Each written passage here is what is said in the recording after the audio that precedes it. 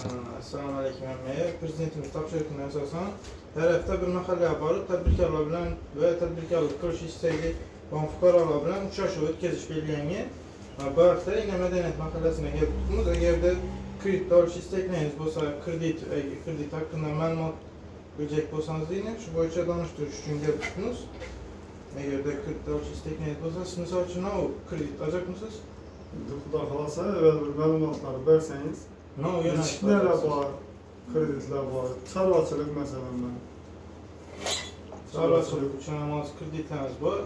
Naqd pulda kreditlərimiz var ki, ötkəzmə, əgər də naqd pulda alacaq olsanız 50 milyon so'mgacha cismani shaxslar veramiz. Bunda şərti necə ki, əgər ailə tədbirkarlıqdan alıb yapqan bolsanız, faydalanğan bolsanız 24%'da erkeklere, 23%'da xatın qızlara. Özü Xalq Bankində evveləm alıb yapqan bolsanız, %60 alıb yapqan bolsanız 24%'dan naqd veramiz. 3 ilə 6 imtiyaz dəvrə. Əgər də xatınız eğer kişi olsa 23%'dan veramiz.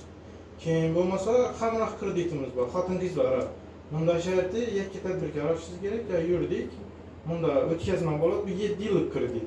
Bunda 2 yıl imtiyaz dəvrə var, 100 milyon so'mgacha kefil bilan. Kefil sug'urta bilan. Bundan çarvaçılık yönelişi var. 312 krediti var. Bunda evvel alıp yapkan buluş gerek. Merkez Banki salahiyatida mücadele ro'yxatında buluş gerek. Bunda 6 yıllık kredit. 3 yıl imtiyaz devri var. Ona ötkəzmə bo'ladi lekin. 22%'dan. Hamroh'inki 20%'dan.